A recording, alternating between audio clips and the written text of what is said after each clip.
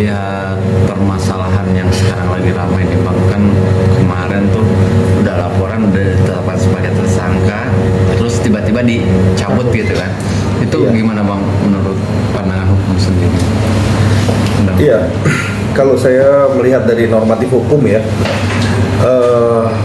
seseorang yang dilaporkan sebagai tersangka, dilaporkan hingga jadi tersangka, ya, terus akhirnya berdamai, artinya melakukan restoratif justice, itu diatur di dalam pasal 75, ya kan, boleh atau bisa melakukan perdamaian.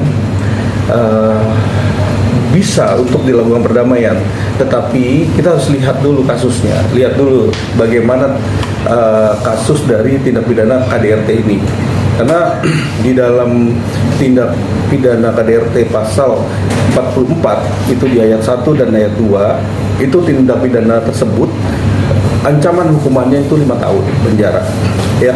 Kalau itu ayatnya ayat 4, ya, mungkin delik aduannya tidak seberat ayat 1 dan 2. Tetapi kan di kasus Rizky Bilar ini masuk di ayat 1 2, artinya di 5 tahun penjara. Kita melihat dari perspektif hukum, ini terlalu cepat untuk dilakukan penangguhan penahanan. Karena ini pertama adalah kasus ini adalah kasus yang betul-betul menjadi pedoman, menjadi sosok sosok contoh di mana semua rakyat pasti pernah atau sudah ada yang melakukan hal yang sama. Ini sebagai contoh ya. Artinya kita melihat bahwa dengan cepatnya bisa melakukan perdamaian, terus akhirnya dilepas. Terus nanti masyarakat luas yang melakukan hal yang sama bisa membuat seperti itu. Apakah ini kan menjadi suatu pedomannya kasus ini buat rakyat yang lain, artinya sebagai contoh yang lain. Apakah bisa itu dilakukan dengan pihak kepolisian? Terlalu cepat dan terlalu dini dilakukan penangguhan penahanan atau tahanan kota. Jadi ada dua jenis penangguhan, adalah penahanan kota atau penangguhan penahanan, ya. Ada apa sebenarnya, ya kan? Kok bisa gitu baru dijadikan tersangka terus beberapa hari itu bisa dilepas?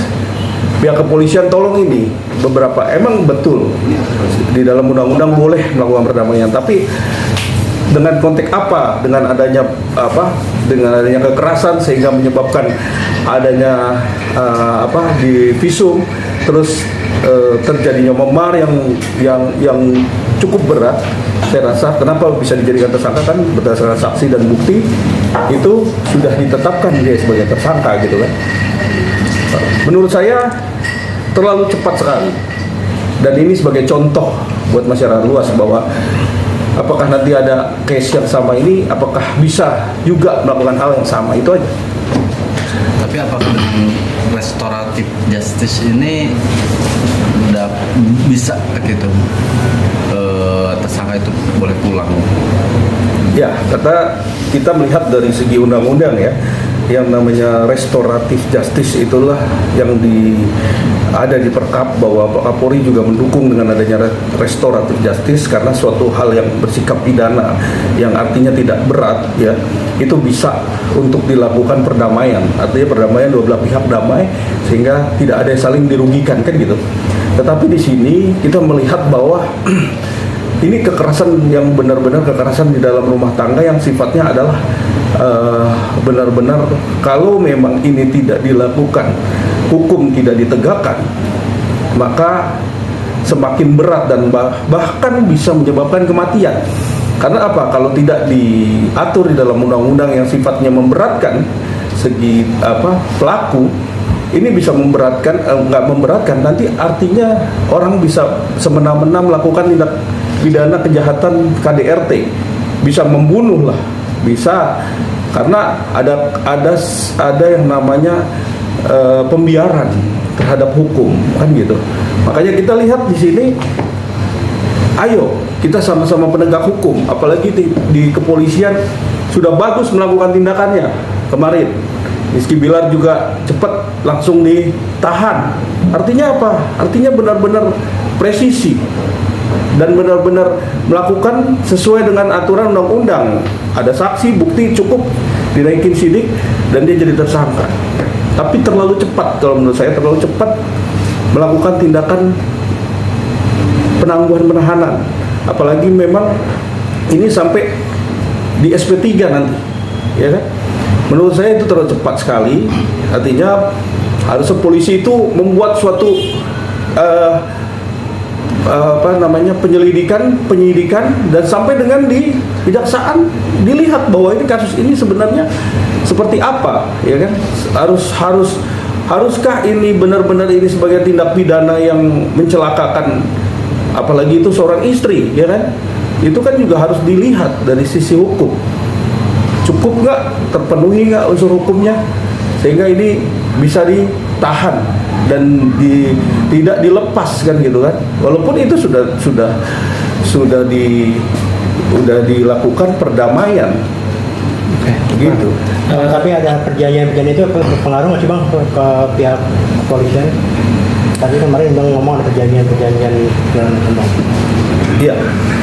Perjanjian itu kan sifatnya adalah terikat dan mengikat antara pelapor dan terlapor. Tetapi kan proses hukum kepolisian yang punya wewenang berdasarkan undang-undang, berjalan di rulesnya undang-undang. Undang-undang tuh dengan adanya saksi bukti cukup sudah dilakukan pemeriksaan, dikaji sehingga terjadi tersangka, adanya tersangka, terus akhirnya ditahan. Karena kenapa ditahan? Karena ini benar-benar mencelakakan. Kenapa? Mengkhawatirkan kalau nggak ditahan ini orang ini kan.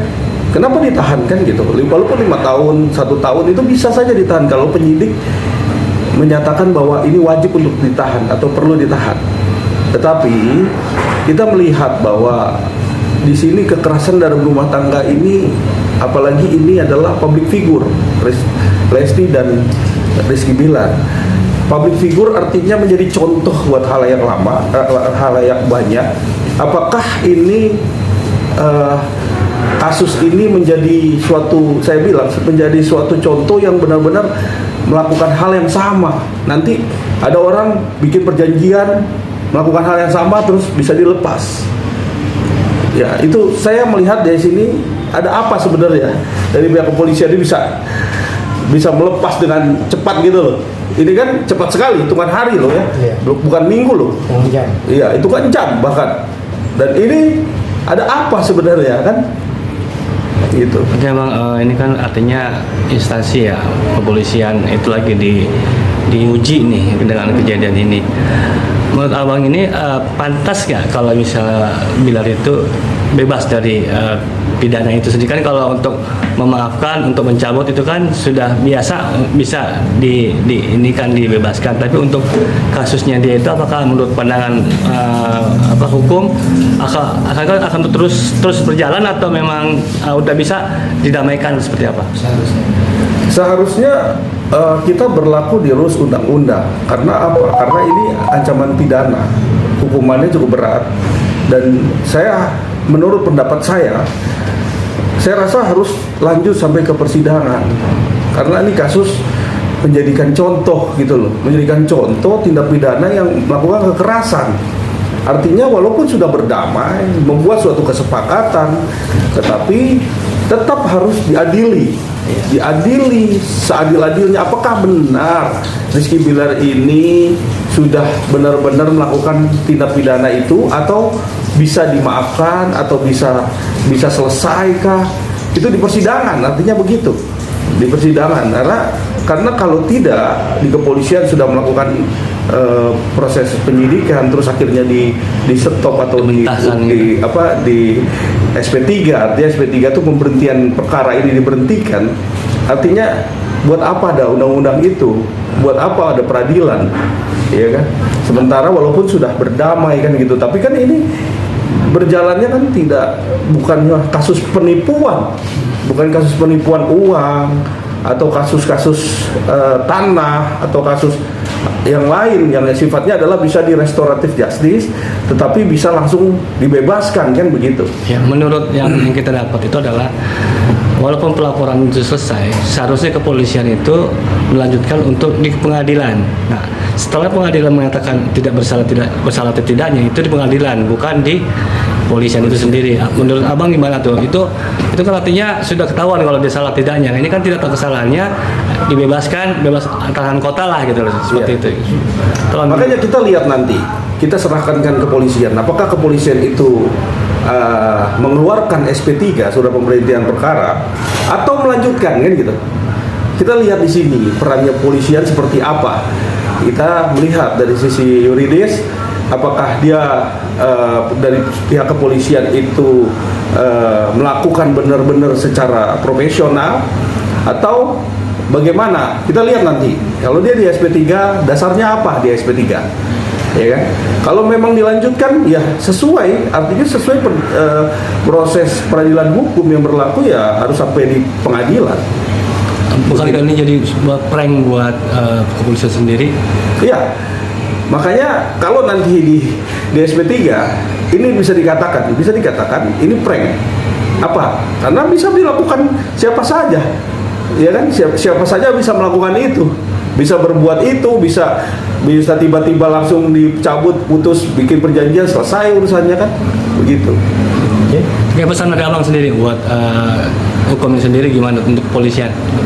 Pesan saya buat pihak kepolisian sama kita penegak hukum itu lakukan dengan seadil-adilnya apabila ini menjadi suatu tindak pidana yang cukup concern buat masyarakat luas, sehingga ini menjadi contoh yang baik, contoh yang sangat bijak, karena saya yakin kepolisian saat ini sedang bebenah diri, bisa lebih baik lagi ke depannya, bisa menjadi panutan dan mengayomi masyarakat dengan sesungguh-sungguhnya.